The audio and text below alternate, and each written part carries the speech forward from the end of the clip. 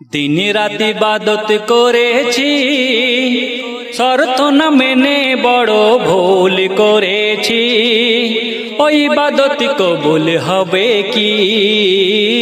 ওই ইবাদত কবুল হবে কি? আল্লাহ কি বলেনি তোরে কখনো কারোর হক খেও না মেরে?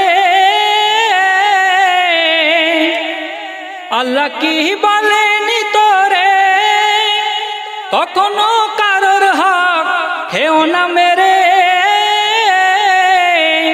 নামাজে ঠুকে মাথা কপাল ফোলালি,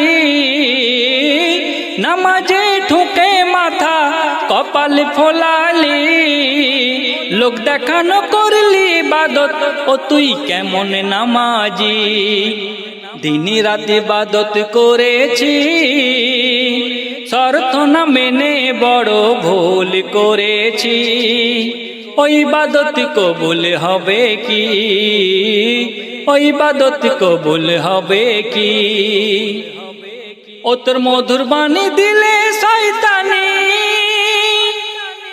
পোশাকটা সাদা সিধা লম্বা দাড়ি রেখেছি। আমরা সমাজে দেখি সুন্দর মিষ্টি ভাষাভাষী কত মানুষ, বড় ইয়া বড় লম্বা দাড়ি, হাতে তসবিহ নিয়ে রাস্তায় হেঁটে হেঁটে যাচ্ছে তসবিহ গুনতে গুনতে, কিন্তু দিলের কালিমা এখনো তার ঘুচেনি। সেই দিলে শয়তানির বুদ্ধি এখনো তার মেটেনি। সে যতই আল্লাহর ইবাদত করুক, ইবাদত কবুল হবে কি? কি বলছি? ওর মধুর বাণী দিলে শয়তানি, পোশাকটা সিধা সাদা লম্বা দাড়ি রেখেছি। ইবাদত শক্ত বড় আল্লাহর ভক্ত সেজেছি, আর ইধার উধার করে আমার বেড়েছে ভুঁড়ি। দিন রাত ইবাদত করেছি, শর্ত না মেনে বড় ভুল করেছি। ওই ইবাদত কবুল হবে কি? ওই ইবাদত কবুল হবে কি? ও তোর অহংকার বড় ভয়ঙ্কর। আজকে জামানায় যদি কেউ ধন দৌলতের অধিকারী হয়ে যায়, তার যে অহংকার এসে যায়, আল্লাহ সব কিছু সহ্য করে কিন্তু কারোর অহংকার সহ্য করে না, আমিত্ব সহ্য করে না। তাই অহংকার খুবই ভয়ঙ্কর। সেই সম্পর্কে কি বলছে?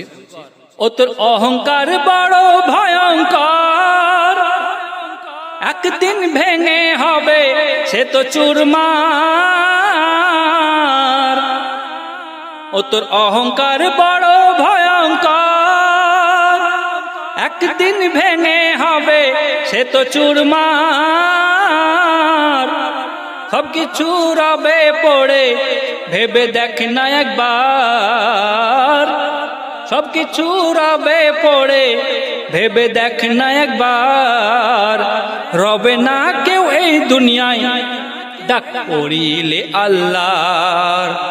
দিন রাত ইবাদত করেছি, স্বার্থ না মেনে বড় ভুল করেছি। ওই ইবাদত কবুল হবে কি? ও দুয়া কবুল হবে কি?